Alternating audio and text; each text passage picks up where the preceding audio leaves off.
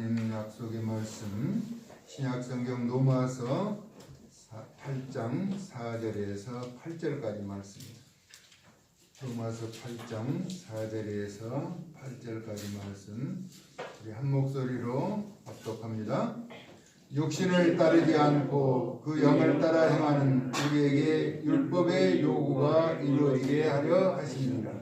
육신을 따르는 자는 육신의 일을, 영을 따르는 자는 영의 일을 생각하나니 육신의 생각은 사망이요 영의 생각은 생명과 평안이니라. 육신의 생각은 하나님과 원수가 되나니 이는 하나님의 법에 굴복하지 아니할 뿐 아니라 할 수도 없습니다. 육신에 있는 자들은 하나님을 기쁘시게 할 수 없느니라. 아멘. 신앙의 갈림길은 이런 제목입니다. 요즘 이제 가을에 과일들이 풍성하게 익는 풍요로운 결실의 계절이죠. 우리 대전에서 가까운 논산의 양천, 거기는 아주 감이 많이 나는 지방이죠. 근데 감이 그렇게 아무리 많아도 자신이 딸 것이 없다라고 하는 한 사람의 고백을 들었어요. 아무리 많은 열매가 맺혀 있어도 자신이 딸 것은 없다. 왜냐하면 자기가 심은 것이 없기 때문이라는 것이죠. 반드시 심어야 거둔다는 진리의 법칙을 깨달아 알게 되었다라고 하는 그 한마디가 우리가 알고 있지만은 현실에서 수많은 사람들이 감을 따고 하지만은 자신이 딸 감이 없다라고 하는 것. 우리가 심은 것이 없고는 거둘 수가 없다라고 하는 것. 우리의 삶에도 늘 믿음으로 심고 행하여 풍족하게 거두는 복된 삶을 살아갈 수 있기를 예수님의 거룩하신 이름으로 축복합니다. 네. 신앙의 갈림길은 영과 육의 관점으로 나누어지게 되죠. 우리가 무엇을 보느냐에 따라서 또 무엇을 입느냐, 무엇을 먹느냐에 따라서 삶의 방향이 달라지게 되는 것이죠. 건강한 것을 먹고 좋은 것을 먹으면 행복해지고 건강해지만은 해약된 것을 먹으면 몸에 상처를 주고 아픔을 갖다 주게 된다는 것이죠. 무엇을 입었느냐에 따라서 또 삶이 바뀌게 되는 것이죠. 훈련하는데 아무것이나 입으면 그냥 그런 대로 치우쳐 살지만 이제 한복이나 양복을 곱게 차려 입으면 몸가짐을 조심하게 되는 것처럼 무엇을 하느냐에 따라서 내가 어디에 있느냐에 따라서 바꿔진다는 것입니다. 정의를 행하는 사람과 불의를 행하는 사람들 사이에 있을 때 나는 어디에 서 있는가, 또 무엇을 바라보는가, 내가 정한 목표는 무엇인가에 따라서 달라진다는 것입니다. 결과는 확연하게 달라지는 것이죠. 내가 누구를 의지하며 바라보는 사느냐에 따라서도 달라지는 것이죠. 오늘 육신의 일은 육신의 일을 생각한다라고 말합니다. 영의 일은 영의 일을 생각하나니. 육신의 생각은 사망이요 영의 생각은 생명과 평안이라고 말씀하고 있는 것입니다. 율법으로 말미암아 육신이 연약하여 할 수 없는 그것을 하나님은 하시나니 곧 죄로 말미암아 자기 아들을 죄 있는 육신의 모양으로 보내사 육신의 죄를 정하사 육신을 따르지 않고 영을 따라 행하는 우리에게 율법의 요구가 이루어지게 하려 하십니다라고 말하고 있습니다. 우리가 무엇을 생각하느냐에 따라서 삶의 방향이 바뀌게 된다라고 하는 것입니다. 잘못된 생각이 지배한 사람은 예수님의 제자 가운데 가룟 유다죠. 그는 스승을 팔려는 생각을 받아들인 것입니다. 사람은 생각이 바뀌면 행동이 바뀌게 되는 것이죠. 요한복음 13장 2절에 마귀가 벌써 시몬의 아들 가룟 유다의 마음에 예수를 팔려는 생각을 넣었다라고 말하고 있습니다. 이는 상대방이 허락한 것이죠. 어떻게 하면 예수를 팔려고 이런 생각을 하고 있을 때 사단이 개입했다는 것입니다. 그때는 언제 했는가 하니까 6월절 전에 예수님께서 자기가 세상을 떠나 하나님 아버지께로 가실 때가 이른 줄 아시고 세상에 있는 자가 사람들을 사랑하시되 끝까지 사랑하셨다라고 말씀합니다. 그런데 그런 와중에서 자신을 사랑하고 계시는 예수님을 팔려는 생각을 지배하도록 마귀에게 그 자리를 제공해 버린 것이라는 것이죠. 본문은 율법이 완전하지 않음을 분명하게 나타나는 내용에 앞서서 소개하고 있는데, 불완전한 율법의 완성을 통하여 완전한 복음이 소개되고 있는 것이죠. 율법이 육신으로 말미암아 연약하여 할 수 없는 그것을 하나님이 하셨다는 것입니다. 그것은 우리의 죄로 말미암은 문제를 율법이 근본적으로 해결할 수가 없다는 것이죠. 그 죄의 문제를 하나님께서 무지하신 아들이신 예수 그리스도를 죄가 있는 육신의 모양으로 보내셨고, 그 보내심을 받으셔서 오신 예수님은 육신의 죄를 정하게 하셨다는 것입니다. 사죄의 은총이 우리에게 내려지게 되는 것이죠. 성경은 증거하기를 사도행전 13장 37절에서 38절에 하나님께서 살리시는 이는 썩음을 당하지 아니하였나니라고 말합니다. 그러므로 형제들아, 너희가 알 것은 이 사람, 우리 주 예수 그리스도를 말하죠. 예수를 힘입어 죄사함을 너희에게 전하는 이것이며, 또 모세의 율법으로 너희가 의롭다 하심을 얻지 못하였던 모든 일에도 이 사람을 힘입어 믿는 자마다 의롭다 하심을 얻은 이것이라 라고 말하고 있습니다. 그렇습니다. 우리가 믿음으로 의롭게 되는 것은 율법이 아닌 복음으로 예수 그리스도를 믿는 것을 말합니다. 예수 그리스도를 믿어 의롭게 되는 하나님의 사람들 되어질 수 있기를 예수님의 이름으로 축복합니다.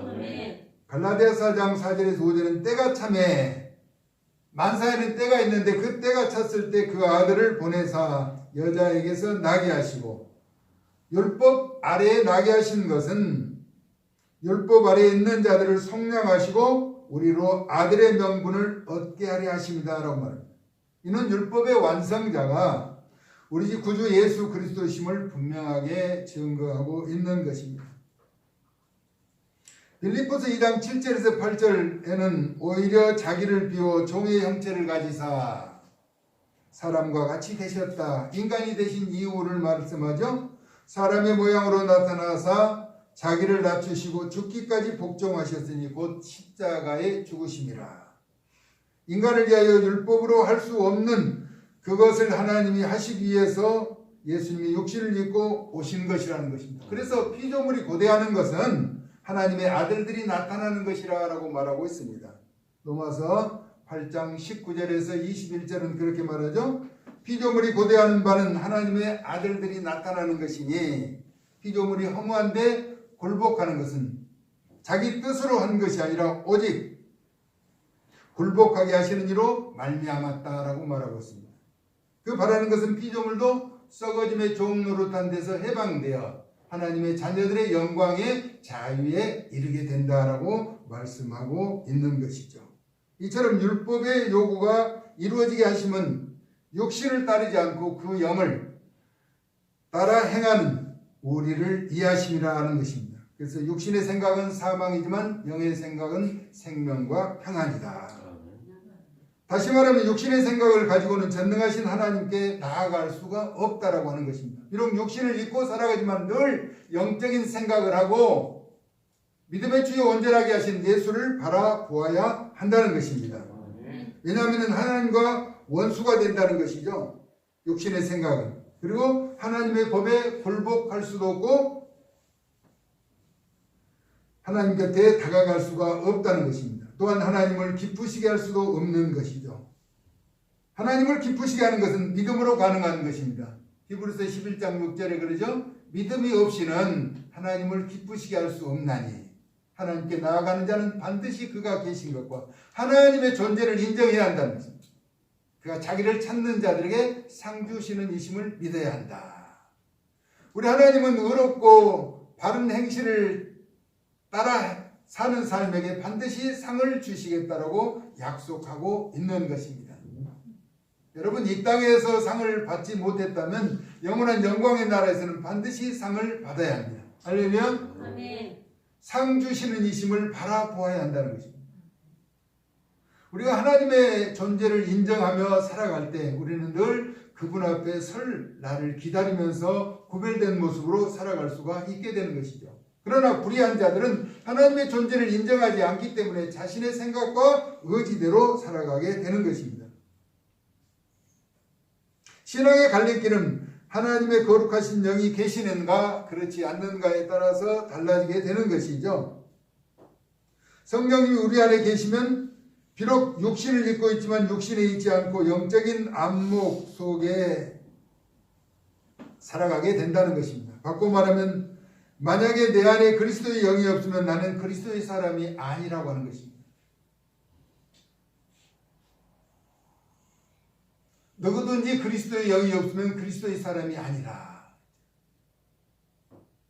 여러분, 빵집에 빵이 없으면 빵집이 아니에요.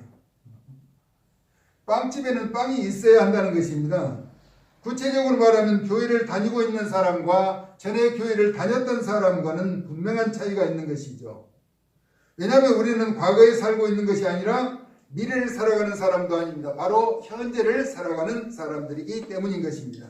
신앙의 갈림길은 육신의 죄로 말미암아 죽은 것이나 영은 의로 말미암아 살아있는 것의 차이인 것이죠. 그러므로 우리는 십자가를 바라보며 예수님을 사랑하고 성령님을 의지해야 하는 것입니다. 그렇지 않으면 가까이에서의 멸망의 길로 마귀가 속삭이려고 손짓하고 부르고 있기 때문에 미혹되어 넘어지게 된다는 것입니다. 이것이냐 저것이냐, 그렇죠? 우리는 늘 분명한 선택을 해야 한다는 것입니다. 제가 어느 교회 초청잔치에 갔을 때 그 한 사람이 신앙 간증을 하더라고요.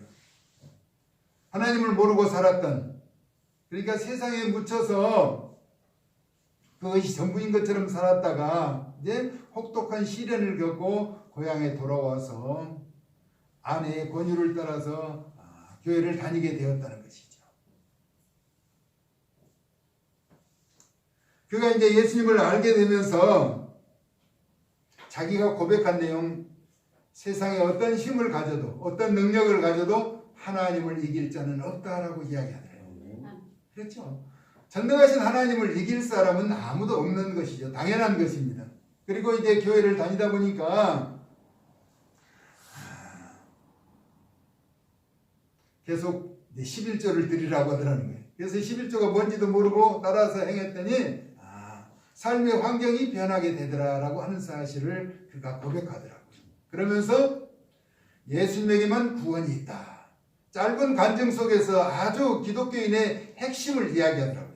하나님이 어떤 분인가를 알지 못하지만은 제대로 다 알지 못한다는 것이죠. 절대로 인간의 능력으로서는 하나님을 이길 수가 없더라. 그리고 잘은 모르지만 이제 아내의 권유로 믿음 생활을 하면서 11조를 했더니 다른 사업을 하는 사람들과 달리 그 사업이 견고해지더라.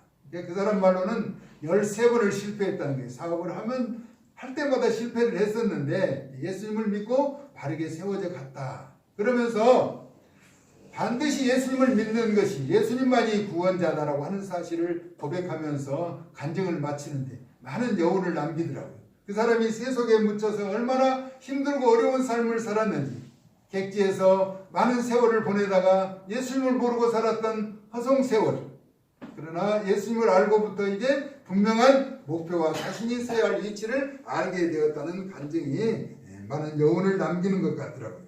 선이냐 악이냐 우리는 분명하게 갈리게 되는 것입니다. 우리 모두 하나님을 기쁘시게 하는 삶이 되어서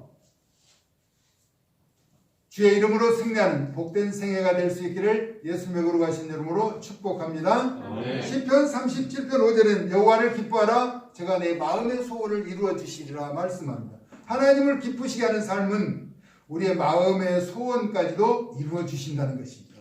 그러므로 늘 여호와 하나님을 신뢰하고 예수님과 동행하며 성령님을 의지하여 신앙의 갈림길에서 늘 옳고 바른 길을 택하여 승리의 삶을 사는 존귀한 하나님의 사람들 되어질 수 있기를 사랑 많으신 예수님의 거룩하신 이름으로 축원합니다. 네. 하나님, 우리가 육을 입었지만 영적인 세계를 바라보면서 세상에 치우쳐 살지만 오직 주님을 위해서 사는 삶을 살아갈 수 있도록 구별하여 택하여 주셨사오니 믿음의 복되고 아름다운 의로운 길을 걸어가 승리의 궤관을 불러 하나님 앞에 영광이 되며 세상에 선한 영향력을 끼치는 존귀한 자들이 되어지게 하여 주시옵소서. 아멘. 예수 그리스도의 존귀하신 이름으로 축복하며 기도 올리옵나이다. 아멘.